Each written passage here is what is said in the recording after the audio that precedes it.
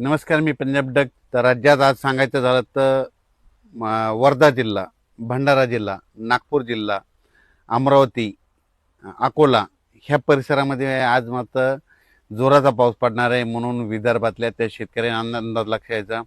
आणि अमरावती, वर्धा, नागपूर, भंडारा, गोंदिया, चंद्रपूर, यवतमाळ, आर्णी, या चंद्रपूर ह्या परिसरामध्ये सांगायचं झालं तर या पूर्व विदर्भामध्ये जवळजवळ म्हणजे आता हे 18 तारखेपर्यंत पाऊस चालू राहणार आहे. 22-23 तारखेला ऑगस्टला देखील पाऊस येणार आहे.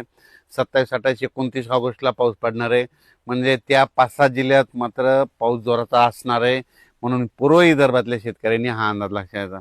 पूर्व विदर्भामध्ये गोंदिया जिल्ह्यामध्ये मुसळधार पाऊस पडणार आहे. हे 8 दिवसामध्ये शेवटच्या आठवड्यात बिन ह्या आता 2-3 दिवसात बी वर्धा जिल्ह्यात बी तशीच परिस्थिती राहील. नागपूर जिल्ह्यात देखील, अमरावतीकडे देखील राहील. त्याच्यानंतर चंद्रपूर, गडचिरोली, यवतमाळ, आर्णी ह्या परिसरामध्ये त्या 6 जिल्ह्यामध्ये पूर्व विदर्भातल्या तिकडं चांगला जोराचा पाऊस असणार आहे. म्हणजे 30 तारखेपर्यंत दररोज वेगवेगळ्या भागात पडणार आहे. भाग बदलत राहणार पण जोराचा पडणार म्हणून पूर्व विदर्भातल्या शेतकऱ्यांना अंदाज लक्षायचा. त्याच्यानंतर आज राज्यात काय परिस्थिती राहणार आहे. आज मराठवाड्याचा विचार केल्याच्या नंतर परभणी जिल्हा, लातूर जिल्हा, बीड जिल्हा, धाराशिव जिल्हा, जालना जिल्हा, संभाजीनगर, हिंगोली, नांदेड ह्या मराठवाड्यामध्ये मात्र आज दुपारनंतर वेगवेगळ्या भागात भाग बदलत मात्र आणखीन 18 तारखेपर्यंत असाच विखुरलेल्या स्वरूपाचा पाऊस मराठवाड्यामध्ये पडणार आहे म्हणून हा अंदाज लक्षायचा. पश्चिम महाराष्ट्राकडे सोलापूर जिल्हा, सांगली जिल्हा, कोल्हापूर, त्याच्यानंतर साताराच्या पश्चिम भाग, पुणे जिल्हा, त्याच्यानंतर कोकणपट्टी तिकडं मात्र आज देखील दुपारनंतर जोराचा पाऊस पडणार आहे म्हणून हा अंदाज लक्षायचा. सोलापूर जिल्ह्यात सर्वत्र नाही पण वेगवेगळ्या भागात आज भाग बदलत 18 तारखेपर्यंत असाच विखुरलेल्या स्वरूपाचा पाऊस पडणार आहे म्हणून अंदाज लक्षायचा. श्रीगोंदा, कडाष्टी, त्याच्यानंतर कर्जत, जामखेड, त्या अहिल्यानगर, बारामती, त्याच्यानंतर राऊर ह्या परिसरामध्ये आज बऱ्याच भागामध्ये या 3 दिवसामध्ये विखुरलेल्या स्वरूपाचा पाऊस असणार आहे म्हणून अंदाज लक्षायचा. पुण्याकडे आज मात्र पाऊस चांगला सुरू होईल म्हणून पुणेकरांना देखील अंदाज लक्षायचा. त्याच्यानंतर संगमनेर, अकोले त्या परिसरामध्ये देखील तिकडला पाऊस मात्र कंटिन्यू चालूच राहणार आहे म्हणून संगमनेर, अकोला, इगतपुरी त्या शेतकऱ्यांनी अंदाज लक्षायचा. नाशिक जिल्ह्यामध्ये सरी चालूच राहतील म्हणून हा अंदाज त्यांनी देखील लक्षायचा. त्याच्यानंतर जळगाव जिल्हा, नंदुरबार जिल्हा आणि इकडं धुळे आणि असं ह्या पट्ट्यामध्ये मात्र कमी दाबाचे पट्टे 2 एका पाठोमाग जात असल्यामुळे तिकडं मात्र पाऊस असाच दररोज म्हणजे ह्या 18 तारखेपर्यंत आहे आणि त्याच्यानंतर शेवटच्या आठवड्यात बी ऑगस्टच्या शेवटच्या आठवड्यात बी पाऊस असणार आहे म्हणून त्यांनी अंदाज लक्षायचा. फक्त काय होणार आहे मराठवाड्यामध्ये काही भागामध्ये बीड जिल्ह्यामध्ये काही भाग, त्याच्यानंतर सोलापूर, लातूर ह्या परिसरामध्ये खूप मोठा पाऊस नाही, फक्त पिकाला लागेल तसाच पाऊस पडणार आहे म्हणून हा अंदाज त्या शेतकऱ्यांना लक्षायचा. हा जो पाऊस पडणार आहे 10 मिनिटाचा, 20 मिनिटाचा, अर्ध्या तासाचा, काही ठिकाणी 1 तासाचा पाऊस पडणार आहे. खूप असा मोठा काही पडणार नाही. फक्त जोरदार मुसळधार पाऊस फक्त नागपूर, भंडारा, गोंदिया, चंद्रपूर, यवतमाळ, अमरावती, अकोला ह्या परिसरामध्ये असणार आहे आणि तिकडेच जास्त पडणार आहे. आपल्या इकडे मात्र पिकाला लागेल तसंच पडणार आहे. त्याच्यानंतर कर्नाटक इकडं जत, मंगसुळी तिकडं देखील पाऊस सुरू होणार आहे. तिकडे देखील ह्या 8 दिवसामध्ये तिकडे देखील कर्नाटकला देखील पाऊस सुरू होईल म्हणून कर्नाटकच्या शेतकऱ्यांनी अंदाज लक्षायचा.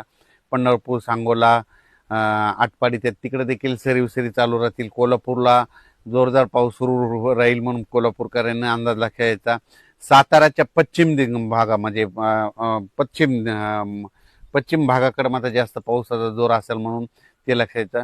कोकणपट्टीचा मात्र पाऊस मात्र इकडं रत्नागिरीपासून तर पालघरपर्यंत ते मात्र जोराचाच पाऊस राहणार आहे. महाबळेश्वर हे सगळीकडं ते मात्र अंदाज त्या शेतकऱ्यांनी लक्षायचा. त्याच्यानंतर अहिल्यानगरमध्ये आज एक 16-17 तारखेपर्यंत वेगवेगळ्या भागात विखुरलेल्या स्वरूपात पाऊस आहे, सर्वदूर नाही पडणार म्हणून अंदाज लक्षायचा. संभाजीनगर जिल्ह्यामध्ये सरी चालू राहतील म्हणून त्यांनी देखील अंदाज लक्षायचा. त्याच्यानंतर जळगाव जिल्ह्यामध्ये देखील आज दुपारनंतर आणि रात्रीच्याला देखील असाच विखुरलेला पाऊस असणार आहे म्हणून अंदाज लक्षायचा. पण रावेर म्हणजे मध्य प्रदेशच्या लगत मध्ये रावेर त्या परिसरामध्ये जोरदार पाऊस पडणार आहे म्हणून त्यांनी हा अंदाज लक्षायचा. त्याच्यानंतर इकडे बुलढाणा जिल्हा, मेकर, खामगाव, नांदुरा, मलकापूर ह्या परिसरामध्ये देखील ह्या 3-4 दिवसामध्ये पाऊस आहे. त्याच्यानंतर ऑगस्टच्या शेवटच्या आठवड्यात देखील पाऊस आहे म्हणून हे लक्षात येतं. लोणारकडे देखील आज पाऊस पडेल.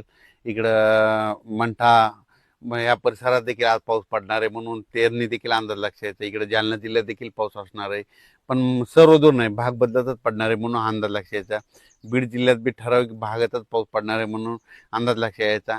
आणि विशेष म्हणजे हे जे पाऊस पडेल हे सोयाबीनसाठी पिकासाठी चांगलं आहे, कारण की फुलांमधून फुलं सुकल्याच्या नंतर आता शेंगामध्ये रूपांतर होतं आणि शेंगामध्ये जर ह्या पाऊस पडला तर ते शेंगाची चांगली वाढ झपाट्यानं होते.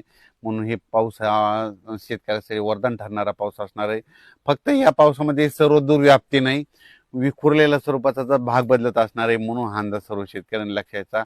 चांगला पाऊस मात्र या ऑगस्टमध्ये नाही, फक्त आहे पण फक्त काही जिल्ह्यातच आहे. ते मग ते जिल्ह्यात सांगितलं तुम्हाला, वर्धा जिल्हा, भंडारा जिल्हा, गोंदिया जिल्हा, नागपूर, चंद्रपूर, यवतमाळ, अमरावती, मोर्शी, त्यानंतर अचलपूर, दर्यापूर, ह्या परिसरामध्ये काय होणार आहे, मग तिकडं मात्र मुसळधार पाऊस पडणार आहे.